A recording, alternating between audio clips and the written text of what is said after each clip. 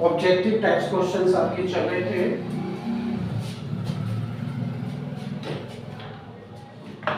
इसी क्रम में आपके अगले क्वेश्चन है।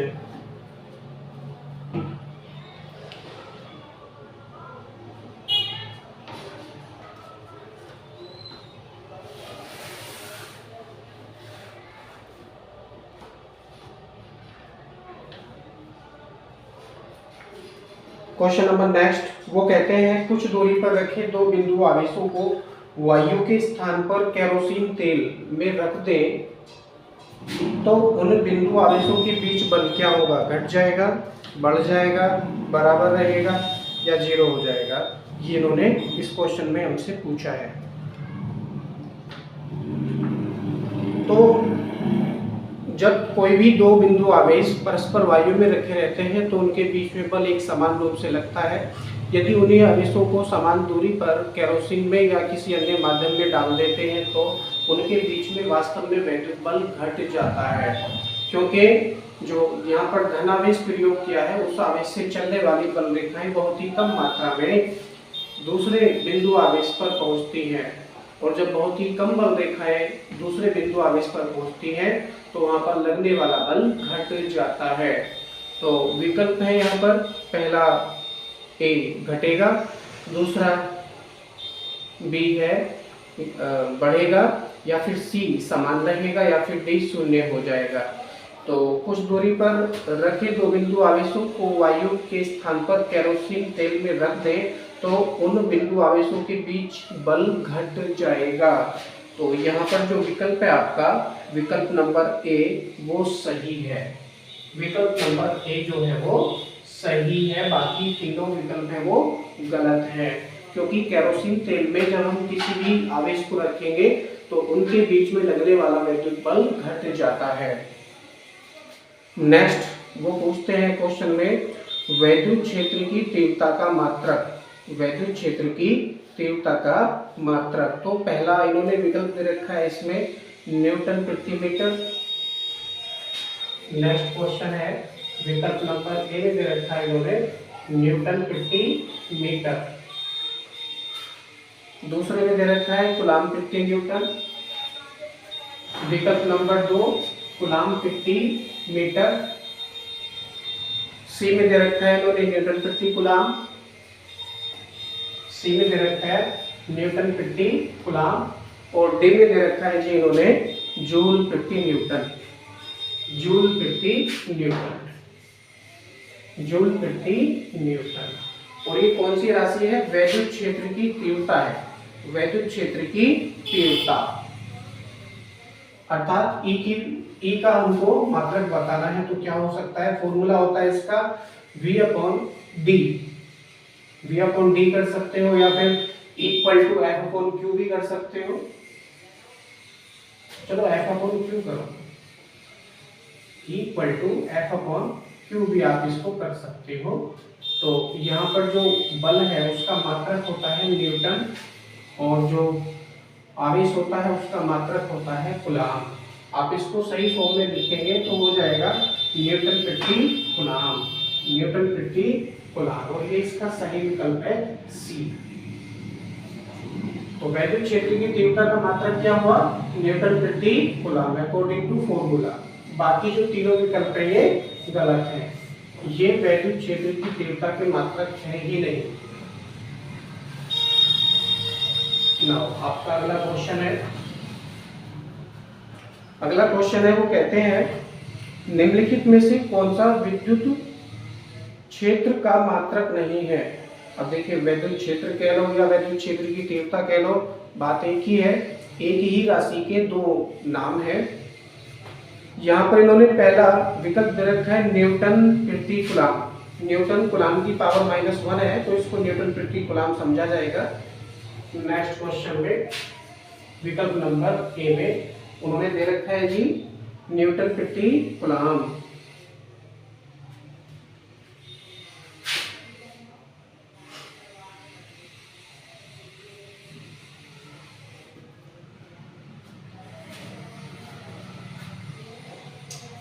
न्यूटन प्रति कूलाम।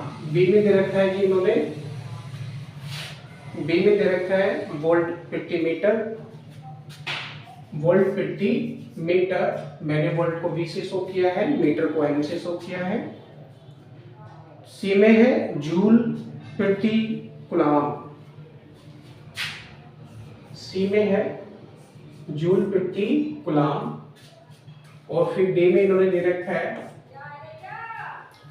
डी में दे रखा है इन्होंने जूल प्रति कूलम मीटर, जूल प्रति कूलम मीटर। तो इस तरह से इन्होंने वैल्यू मात्रक दे रखे हैं चार विकल्पों के अंतर्गत। राशि है वैद्युत क्षेत्र, राशि है वैद्युत क्षेत्र, और वैद्युत क्षेत्र कह लो या वैद्युत क्षेत्र की तीव्रता कह लो, बात सेम है। एक ही भौतिक राशि के दो नाम है। अब इससे जो पिछला वाला क्वेश्चन हमने अभी किया था उसमें विकल्प दे रखे थे न्यूटन प्रति मीटर, कूलम प्रति न्यूटन, न्यूटन प्रति कूलम और आपका जूल प्रति न्यूटन, ये मात्रक थे। और ये हमने इसमें बता दिया था। ये एक क्वेश्चन हमसे छूट गया, क्वेश्चन नंबर 13 में वैद्युत क्षेत्र की ही तीव्रता का मात्रक इन्होंने पूछा है, तो वोल्ट प्रति मीटर होता है। चलिए, जब हमने ये क्वेश्चन लिख लिया तो पहले इसको समझ लेते हैं। वैद्युत क्षेत्र की तीव्रता का कौन सा मात्रक नहीं है जी? जूल प्रति कूलम नहीं है, जूल प्रति कूलम ये मात्रक नहीं है। बाकी जो तीनों मात्रक हैं, बाकी तीनों में मात्रकों में कौन कौन से हो गया? विकल्प ए में हो गया न्यूटन प्रति कूलम, बी में हो गया वोल्ट प्रति मीटर, या फिर डी में हो गया आपका जूल प्रति कूलम मीटर, जूल प्रति कूलम मीटर। और ये तीनों जो मात्रक हैं ये वैद्युत क्षेत्र की तीव्रता के मात्रक हैं। आवश्यकता पड़ने पर जो सा मात्रक जहां पर हमको प्रयोग करना है वहां पर हम इसको कर सकते हैं। और ये तीनों मात्रक कौन से हैं जी? MKS सीरीज में है, MKS सीरीज में है। इसमें सबसे पहले है न्यूटन प्रति कूलम यानी F/Q। ये किसका फॉर्मूला होता है जी? वैद्युत क्षेत्र की तीव्रता का। अभी हमने इस क्वेश्चन पहले आपको बताया था, E = F/Q। F क्या है जी? न्यूटन है। F क्या है? न्यूटन है। और आवेश का जो मात्रक है वो कूलम है। तो क्या हो जाएगा यहाँ से? न्यूटन प्रति कूलम हो जाएगा। तो ये भी वैद्युत क्षेत्र की तीव्रता का मात्रक है। क्वेश्चन नंबर, इसमें विकल्प नंबर बी है V/M। तो इसका दूसरा सूत्र होता है E = V/D, E = V/D। यानी वोल्टेज का जो मात्रक है विभव का वो वोल्ट होता है, और जो डिस्टेंस है उसका मात्रक होता है जी आपका मीटर। तो हो जाएगा वोल्ट प्रति मीटर। तो इससे क्या सिद्ध हुआ? इससे ये सिद्ध हुआ कि जो विकल्प है हमारा बी वो सही है, और यह भी वैद्युत क्षेत्र की ही तीव्रता का मात्रक है। नेक्स्ट में आते हैं जी डी में जूल प्रति कूलम मीटर, जूल प्रति कूलम मीटर। तो जूल क्या है यहाँ पर? कार्य है या ऊर्जा है? कार्य है या ऊर्जा है। तो मैंने इसको W लिखा, अपॉन में कूलम आवेश है और ये मीटर है। कूलम मीटर किसका मात्रक होता है जी? वैद्युत द्विध्रुव का, वैद्युत द्विध्रुव आघूर्ण का यह मात्रक होता है। इसके स्थान पर हम P का प्रयोग कर सकते हैं। तो W/P हो जाएगा, या फिर ये जो W है, क्योंकि ये ऊर्जा का भी मात्रक होता है जूल, और कार्य का भी मात्रक होता है, तो इसमें से कोई सी भी राशि हम प्रयोग कर सकते हैं, क्योंकि जितनी ऊर्जा होगी उतना ही कार्य कोई करता कर सकता है। तो ये भी किस चीज का मात्रक है? आपके वैद्युत क्षेत्र की तीव्रता का मात्रक है। तो इसमें से जो विकल्प है आपका जूल प्रति कूलम, जूल प्रति कूलम। अब इसको देख लीजिए, ये कैसे शो करेगा? W/Q, W/Q। और ये किस चीज का मात्रक है जी? सूत्र है किसी का नहीं है, किसी भौतिक राशि का नहीं है, ये खाली कंफ्यूज करने के लिए दे रखा है। और ये वैद्युत क्षेत्र की तीव्रता का मात्रक नहीं है, बाकी तीनों है। आपका जो अगला क्वेश्चन है उसमें वो कहते हैं, अगले क्वेश्चन में जो हमसे छूट गया था उसको देख लेंगे। वैद्युत क्षेत्र की तीव्रता का मात्रक है। तो विकल्प ए में दे रखा है इन्होंने वोल्ट प्रति मीटर, वोल्ट प्रति मीटर। विकल्प बी में दे रखा है इन्होंने, विकल्प बी में दे रखा है जी वोल्ट प्रति मीटर स्क्वायर, वोल्ट प्रति मीटर स्क्वायर, और सी में दे रखा है जी इन्होंने वोल्ट मीटर, सी में दे रखा है वोल्ट मीटर, या फिर डी में इन्होंने दे रखा है volt meter square, volt meter square. तो इसमें से जो वोल्ट प्रति मीटर है वैद्युत क्षेत्र की तीव्रता का मात्रक है, अभी हमने उत्पन्न किया था, equal to V upon D होता है। यहाँ पर जो विभव का मात्रक है वो वोल्ट होता है अपॉन में, और जो डिस्टेंस है उसका मात्रक मीटर होता है। तो हो जाएगा वोल्ट प्रति मीटर, वोल्ट प्रति मीटर। यही विकल्प हमारा सही है, बाकी कोई विकल्प मैच नहीं कर रहा है, इसलिए तीनों विकल्प हमारे गलत हैं, और केवल विकल्प हमारा पहला जो ए है वो सही है ना। आपका अगला क्वेश्चन है, अगले क्वेश्चन में वो कहते हैं एक वैद्युत क्षेत्र विक्षेपित कर सकता है। अब देखिए अल्फा वैद्युत क्षेत्र किसको विक्षेपित कर सकता है, ये 4 प्रकार के कण दे रखे हैं नीचे क्वेश्चन नंबर 15 में। अल्फा कण विक्षेपित करेगा, किसको विक्षेपित करेगा, सॉरी वैद्युत क्षेत्र है, वैद्युत क्षेत्र, वैद्युत क्षेत्र विक्षेपित करेगा, विक्षेपित करेगा, किसको करेगा जी, विक्षेपित करेगा या प्रभावित करेगा, बातें है किसको करेगा। सबसे पहले दे रखे हैं उन्होंने ए में एक्स किरणों को,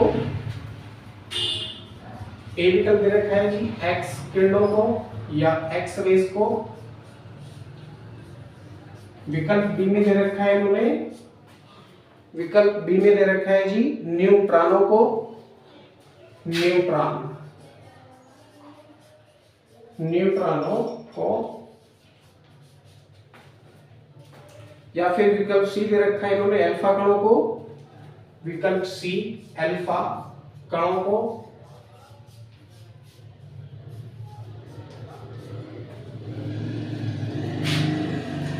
या फिर डी दे रखा है इन्होंने गामा किरणों को,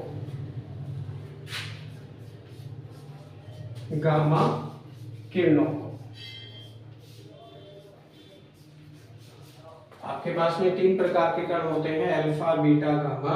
एक्स किरणें होती हैं जिसके माध्यम से हम अपने शरीर की आंतरिक संरचना का अध्ययन करते हैं, जैसे किसी के कोई चोट लग जाती है या कोई इंजरी हो जाती है, कोई हड्डी वगैरह टूट जाती है, तो उसकी संरचना ज्ञात करने के लिए एक्स किरणों का यूज किया जाता है, तो इस पर वैद्युत क्षेत्र का प्रभाव नहीं पड़ता।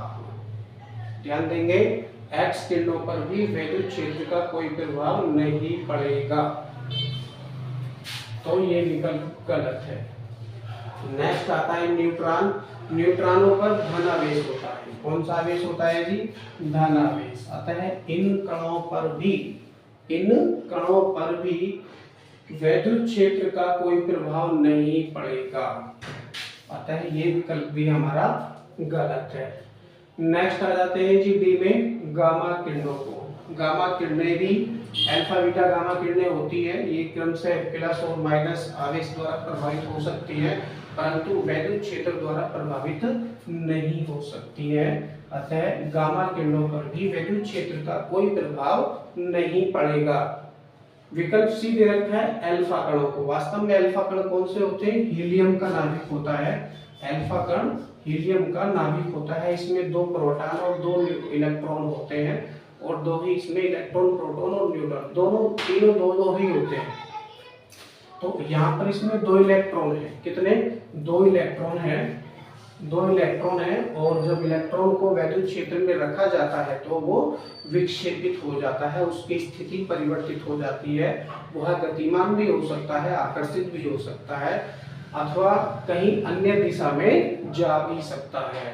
तो इसका मतलब ये हुआ कि वैद्युत क्षेत्र में यदि अल्फा कणों को रखा जाएगा तो ये प्रभावित होंगे अथवा विक्षेपित होंगे, तो यही विकल्प हमारा जो सी है वो सही है, बाकी जो तीनों विकल्प है ये गलत है। अगले क्वेश्चन में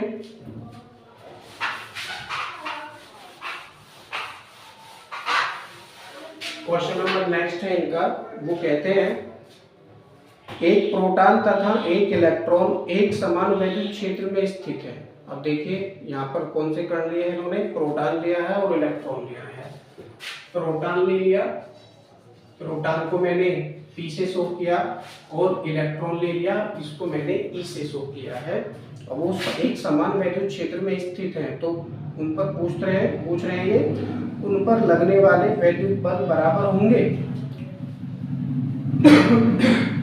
उन पर लगने वाले वैद्युत बल बराबर होंगे या बलों के परिमाण बराबर होंगे, या फिर C में दे रखा है उनके त्वरण बराबर होंगे, या फिर D दे रखा है उनके त्वरणों के परिमाण बराबर होंगे।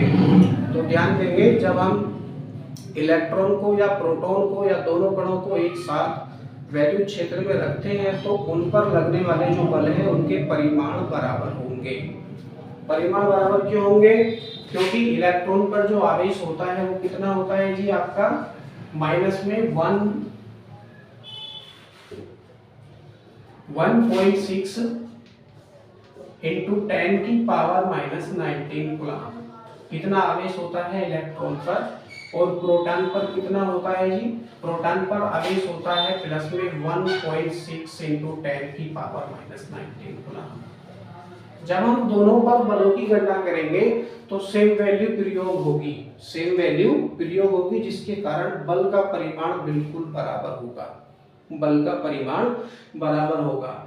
तो यहाँ पर जब हम F की वैल्यू फाइंड कर लेंगे, F की वैल्यू कूलम के नियम से Q F equal to 1/4 pi epsilon naught Q1 Q2 upon R square से जब हम इनके बीच लगने वाले बल की गणना कर लेंगे तो उस बल से हम इसके त्वरण की भी गणना कर सकते हैं, त्वरण की भी गणना कर सकते हैं। तो विकल्प में क्या दे रखा है जी?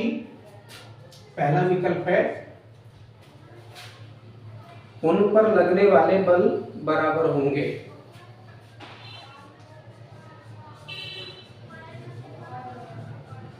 बल बराबर, बी में दे रखा है बलों का परिमाण बराबर होगा,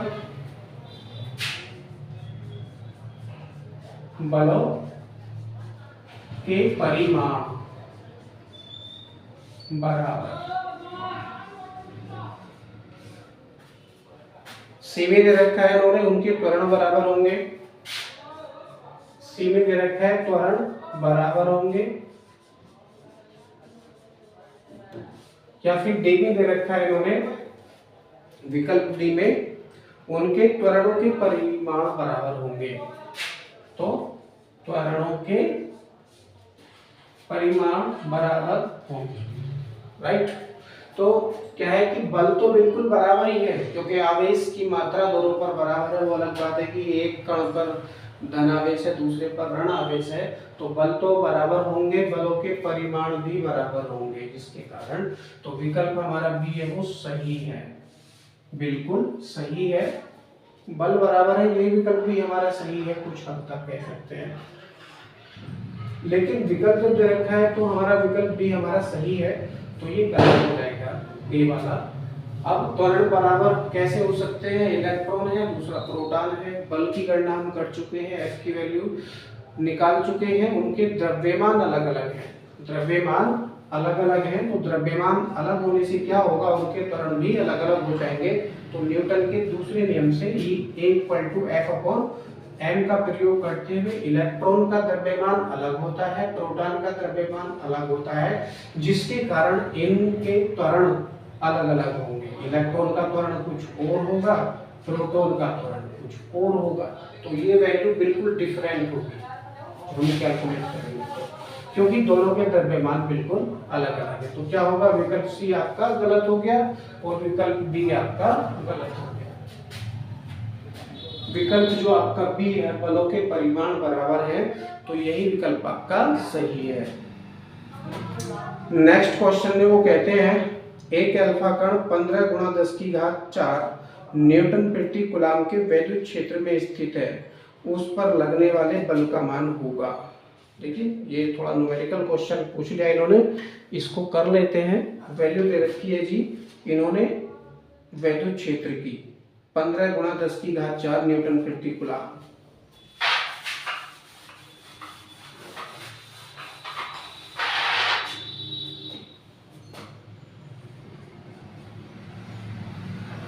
E इक्वल टू 15 गुणा 10 की घात 4 न्यूटन प्रति कूलम। मात्रक सहित लिखना होता है। नेक्स्ट पूछते हैं वैद्युत क्षेत्र में स्थित है उन पर लगने वाले बल का मान क्या होगा। अब इन्होंने कण का नाम दे दिया। कौन सा कण प्रयोग करा है इन्होंने? अल्फा कण प्रयोग करा है। तो लिखेंगे चूंकि का चिन्ह लगाकर अल्फा। अल्फा कण में, अल्फा कण में क्या होते हैं जी? 2 प्रोटॉन होते हैं व 2 न्यूट्रॉन होते हैं। अल्फा कण में 2 प्रोटॉन व 2 न्यूट्रॉन होते हैं। इसलिए इस पर आवेश कितना होगा निकाल लेंगे।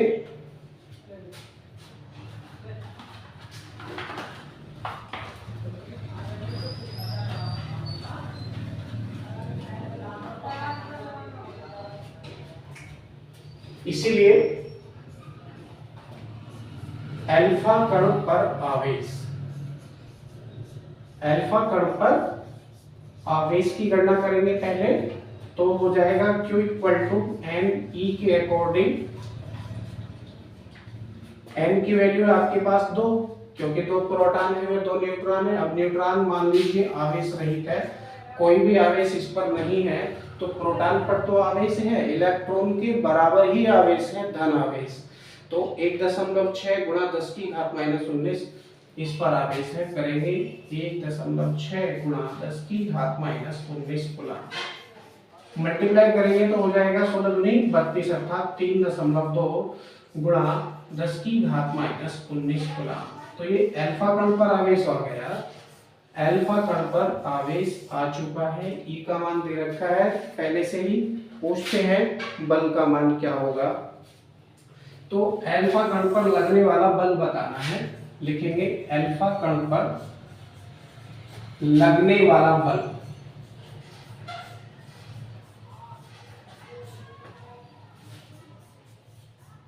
F इक्वल टू फॉर्मूला होता है QE। F equal to QE। जब हमें आवेश दे रखा है और वैद्युत क्षेत्र दे रखा है तो उनके पदों में उन पर लगने वाले वैद्युत बल का सूत्र होता है F इक्वल टू QE। इसका प्रयोग करेंगे। Q की वैल्यू आपके पास है 3.2 गुणा 10 की घात -19 गुणा 15 गुणा 10 की घात 4। 15 गुणा 10 की घात 4 मल्टीप्लाई करेंगे तो 32 पंजे 160, यहाँ 3 बचा और 160 दिया 480 हो गया। कितना हो गया? 480। अब दशमलव है एक अंक के बाद तो दशमलव यहाँ लगा देंगे। इनटू 10 की पावर कितना बचेगा? माइनस की 19 है और ये 4 प्लस की है, तो माइनस की ज्यादा है, माइनस की बचेगी 15 पावर, माइनस की 15 पावर यहाँ बचेंगे। याद करके आप लिख सकते हैं। एक के बाद दशमलव लगा लो, 4.8 कर लो इसको, इंटू 10 की पावर एक और कम हो जाएगी तो 10 की पावर हो जाएगी माइनस की 14। और ये बल निकाल रहे हैं तो इसका मात्रक होता है जी न्यूटन। F इक्वल टू हो जाएगा 4.8 इंटू 10 की पावर -14 न्यूटन। और इसमें विकल्प है पहला 4.8 गुणा 10 की घात -14। ये विकल्प हमारा सही है। गणना करी है आपके सामने तो बिल्कुल सेम है। बी विकल्प दे रखा है 4.8 गुणा 10 की घात -10, ये गलत है। 8.4 गुणा 10 की घात -14 न्यूटन विकल्प सी में दे रखा है, ये भी गलत है। और विकल्प डी दे रखा है 8.4 गुणा 10 की घात -10 न्यूटन, ये विकल्प भी गलत है। तो विकल्प पहले भी दे रखा है 4.8 गुणा 10 की घात -14 न्यूटन और ये विकल्प हमारा सही है, बाकी तीनों गलत।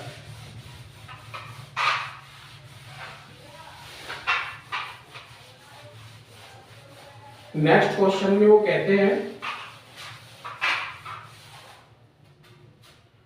अगला क्वेश्चन है दूरी r पर स्थित दो बिंदु आवेश कौन कौन से हैं? +q व -q के बीच बल F है। यदि एक आवेश स्थिर हो, ठीक है, दूसरा उसके चारों ओर r त्रिज्या के एक वृत्त में चक्कर काटे तो कार्य होगा। देख लीजिए, दो आवेश लिए हैं इन्होंने, एक लिया है +q, दूसरा लिया है -q। मानकर चलो कोई सा भी आवेश है, ये प्लस के आवेश को आप स्थिर कर दीजिए और इसके बाहर जो है वो चक्कर काट रहा है जी माइनस का आवेश, यानी माइनस का जो क्यू है वो इसके बाहर वृत्ताकार मार्ग में चक्कर काट रहा है इस तरह से।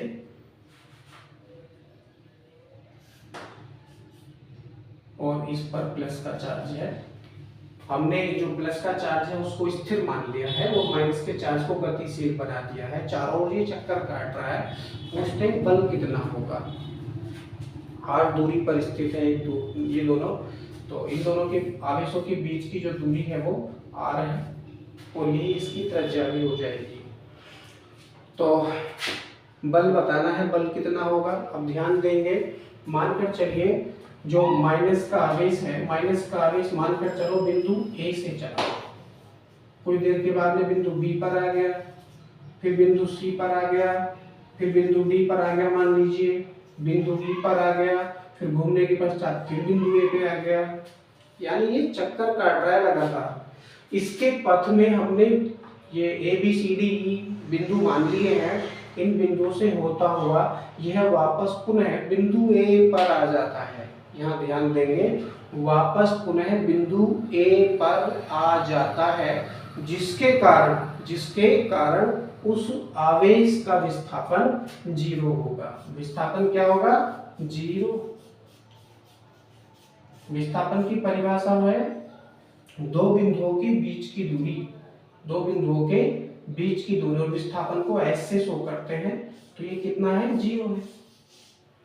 विस्थापन 0, क्योंकि बिंदु ए से चला और घूमने के बाद बिंदु ए पर आ गया, तो क्या है जी? विस्थापन इसका 0 है। अब कार्य की गणना करेंगे, कार्य क्या होगा? F इक्वल टू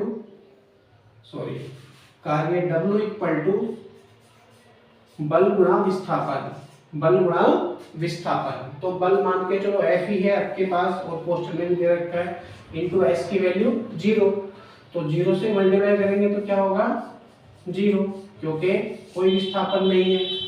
आवेश बिंदु ए से चला, वापस घूम फिरने के बाद में बिंदु ए पर आ गया, तो कोई विस्थापन नहीं होने के कारण उसमें कोई भी कार्य उत्पन्न नहीं होगा, अर्थात किया गया कार्य 0 होगा। और विकल्प है आपका डी, ये विकल्प है आपका डी, यही हमारा सही है। और बाकी जो तीनों विकल्प दे रखे हैं वो गलत हैं। ए में दे रखा है F इंटू आर, ये विकल्प बिल्कुल गलत है। बी में दे रखा है F इंटू 2πr, सी में दे रखा है F अपॉन 2πr, तो ये तीनों विकल्प आपके गलत हैं। और चौथा विकल्प है आपका 0, ये आपका सही विकल्प है। नेक्स्ट क्वेश्चन में वो पूछते हैं वैद्युत क्षेत्र ई वेक्टर, राशि दी है उन्होंने वैद्युत क्षेत्र ई वेक्टर,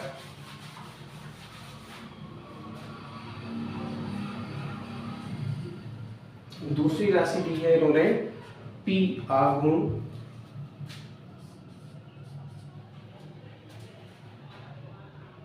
वाले द्विध्रुव पर लगने वाला बल आघूर्ण है। अब बल आघूर्ण की वैल्यू पूछते हैं, टाउ इक्वल टू क्या होगा?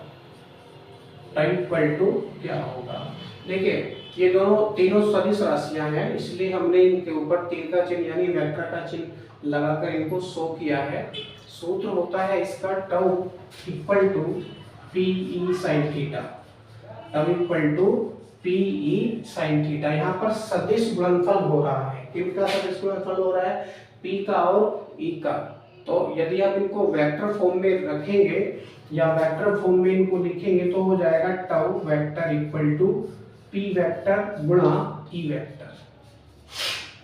मल्टीप्लाई का चिन्ह आप यहाँ जरूर लगाएंगे, क्योंकि दो प्रकार के गुणनफल आपके पास होते हैं सदिशों में। पहला होता है A vector dot B vector equal to, formula होता है इसका A B cos theta, A B cos theta. और दूसरा क्या होता है? A vector cross B vector equal to A B sine theta, A B sine theta. तो ये दो प्रकार के फॉर्मूले आपके पास में होते हैं। तो यहाँ हम नीचे वाला जो फॉर्मूला है ए वेक्टर गुणा बी वेक्टर, इससे इसकी तुलना करेंगे तो हम देखते हैं ए बी साइन थीटा आ रहा है और यहाँ पर पी बी साइन थीटा आ रहा है। इसके स्थान पर हम ए वेक्टर गुणा बी वेक्टर भी लिख सकते हैं, तो हो जाएगा tau vector equal to P vector गुणा ई वेक्टर। और ये कौन सा विकल्प है जी आपका? ये विकल्प है इसमें दूसरा, यानी विकल्प जो बी है वो सही है, विकल्प बी वो सही है, और बाकी जो तीनों विकल्प हैं गलत है। नेक्स्ट क्वेश्चन में पूछते हैं, नेक्स्ट क्वेश्चन में वो पूछते हैं वैद्युत द्विध्रुव का आघूर्ण एक वेक्टर होता है। बिल्कुल सही बात है, वेक्टर होता है या सदिश राशि है, बात एक ही है, इनका मतलब एक ही है, जिसकी दिशा होती है। अब देखिए, एक वैद्युत द्विध्रुव वास्तव में होता क्या है? वैद्युत द्विध्रुव एक ऐसा निकाय है जिसमें दो बराबर परंतु विपरीत प्रकृति के आवेश एक दूसरे से अल्प दूरी पर स्थित हो, ऐसे निकाय को वैद्युत द्विध्रुव कहते हैं। इसमें दो आवेश लेते हैं, पहला होता है जी आपका ऋणात्मक आवेश और दूसरा होता है जी आपका धनात्मक आवेश। इसको मैंने प्लस लगा के यहाँ पे शो किया है। इन दोनों के जो बीच की दूरी है वो 12 होती है, बीच की दूरी 12 होती है। अब यहाँ पर ध्यान देंगे, वैद्युत द्विध्रुव की दिशा पूछते हैं कौन सी होगी, तो वैद्युत द्विध्रुव में जो दो आवेश हमने प्रयोग किए हैं उसमें से नेगेटिव वाले आवेश से धनात्मक आवेश की तरफ इसकी दिशा होगी, अर्थात जो पी आप बनाएंगे वेक्टर भी इसी तरफ लगाएंगे और इसकी दिशा भी इसी तरफ हो जाएगी, यानी ऋण आवेश से धन आवेश की ओर, ऋण आवेश से धन आवेश की ओर दिशा होगी, दिशा होगी माइनस से प्लस की ओर, माइनस से प्लस की ओर, या धनावेश से ऋणावेश से धनावेश की ओर। और ये विकल्प है इसमें डी, विकल्प है इसमें डी और ये सही है। बाकी जो तीनों विकल्प हैं ये गलत है। नेक्स्ट क्वेश्चन में दे रखा है इन्होंने, दो कूलाम के दो बराबर व विपरीत आवेश परस्पर 0.04 मीटर की दूरी पर स्थित है, निकाय का वैद्युत द्विध्रुव आघूर्ण होगा। यहाँ पर जो आवेश दे रखे हैं, दो आवेश दे रखे हैं, दोनों ही दो कूलाम के हैं, उनके बीच की दूरी दे रखी है, तो जो दे रखा है उसको लिखेंगे।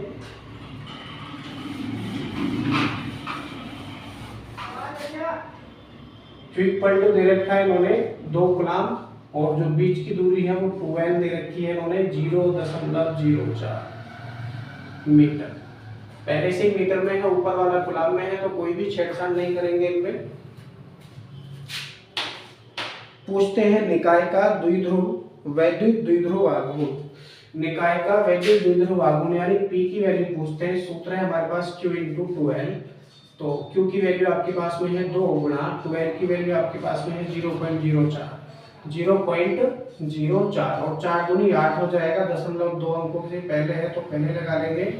कुछ इस तरह से ये वैल्यू आपको प्राप्त होगी। मात्रक लिखेंगे, आवेश का मात्रक है कूलाम और लंबाई का मात्रक है मीटर, तो इसका मात्रक हो जाएगा कूलाम मीटर। तो P इक्वल टू आया आपके पास 0.08 कूलाम मीटर। इसको आप घातों में लिख सकते हो या करके, हो जाएगा 8 गुणा 10 की घात -2, 8 गुणा 10 की घात -2, क्योंकि दशमलव है वो 2 अंकों से पहले है तो ये माइनस की पावर में कन्वर्ट हो जाएगा। 8 गुणा 10 की घात -2 कूलाम मीटर आप इसको लिख सकते हैं। और ये वैल्यू कौन सी है जी, ये वैल्यू कौन सी है?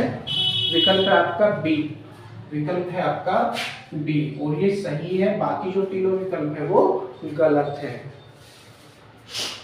नेक्स्ट क्वेश्चन में वो कहते हैं निम्नलिखित में से कौन सी राशि व्युत्क्रम वर्ग नियम का पालन नहीं करती है? तो विकल्प दे रखे हैं इन्होंने, एक बिंदु आवेश के कारण वैद्युत क्षेत्र की तीव्रता। अब देखिए बिंदु आवेश के कारण जो वैद्युत क्षेत्र की तीव्रता का सूत्र होता है उसको लिख लेंगे, केवल बिंदु आवेश के कारण, बिंदु आवेश के कारण।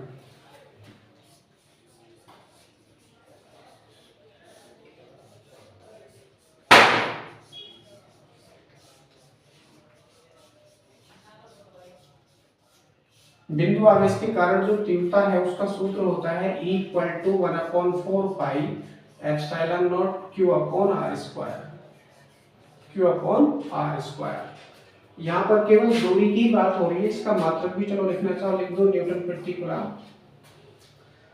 तीव्रता की बात हो रही है और दूरी की बात हो रही है, तो इसको संबंध स्थापित करेंगे याद करके। E प्रोपोर्शनल हो जाएगा 1/r square. E proportional 1/r square. तो यहाँ पर क्या हो रहा है, दूरी के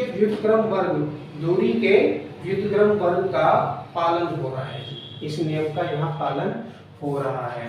तो इसमें तो हो रहा है, कोई दिक्कत नहीं है, तो विकल्प हमारा ये सही नहीं हो सकता है। क्वेश्चन में पूछा है ऐसा कौन सा विकल्प है जिसमें दूरी के वर्ग के व्युत्क्रम नियम का पालन नहीं हो रहा है, तो इसमें तो हो रहा है ऑलरेडी। नेक्स्ट है, एक वैद्युत द्विध्रुव के कारण दूरस्थ बिंदु पर वैद्युत क्षेत्र की तीव्रता। इसका फॉर्मूला लिखना चाहो लिख सकते हो, नहीं तो ये विकल्प आपका सही है। इसमें दूरी के व्युत्क्रम वर्ग के नियम का पालन नहीं हो रहा है, तो विकल्प आपका बी वो सही है। नेक्स्ट विकल्प में दे रखा है विकल्प सी, एक वैद्युत द्विध्रुव के कारण अक्षीय स्थिति में दूरस्थ बिंदु पर वैद्युत विभव। अब देखिए, अक्षीय स्थिति में जो वैद्युत विभव होता है वह भी प्रोपोर्शनल 1/r स्क्वायर के पदों में होता है, अर्थात इस वाले फॉर्म में भी दूरी के वर्ग के व्युत्क्रम नियम का पालन हो रहा है। तो विकल्प आपका सी वो गलत है, विकल्प आपका ए वो गलत है। अब चौथा विकल्प आपका बचा है, एक आवेशित गोले के कारण गोले के बाहर किसी बिंदु पर वैद्युत क्षेत्र की तीव्रता में भी इसका पालन नहीं हो रहा है, अर्थात विकल्प आपका डी वो गलत है। केवल विकल्प आपका बी वो सही है। नेक्स्ट क्वेश्चन में वो कहते हैं, किसी वैद्युत द्विध्रुव के वैद्युत क्षेत्र की तीव्रता सुदूर बिंदुओं पर जिनकी दूरियां r है अनुक्रमानुपाती होती है। अब देख लीजिए, दो स्थितियों में हम वैद्युत क्षेत्र की तीव्रता ज्ञात करते हैं, एक तो अक्षीय स्थिति में और दूसरा निरक्षीय स्थिति में, और दोनों में जो दूरी है वहां पर जो पावर होती है वो r3 होती है, अर्थात 3 के पावर में वो होती है। तो यहाँ पर केवल यही चीज उन्होंने पूछी है, दूरस्थ बिंदु यानी अक्षीय भी हो सकता है, निरक्षीय भी हो सकता है, या फिर इन दोनों परिस्थितियों से पर एक तीसरी परिस्थिति होती है जिसमें किसी भी बिंदु पर हम तीव्रता ज्ञात करते हैं। तो इन तीनों ही फॉर्मूले में, इन तीनों ही परिस्थितियों में या तीनों ही स्थितियों में जो तीव्रता होती है वो दूरी के घन के व्युत्क्रम, दूरी का घन उनके व्युत्क्रम के बराबर होती है। तो ये विकल्प है आपका कौन सा, ये विकल्प है जी आपका तीसरा, यानी विकल्प आपका सी वो सही है, बाकी विकल्प आपके गलत है।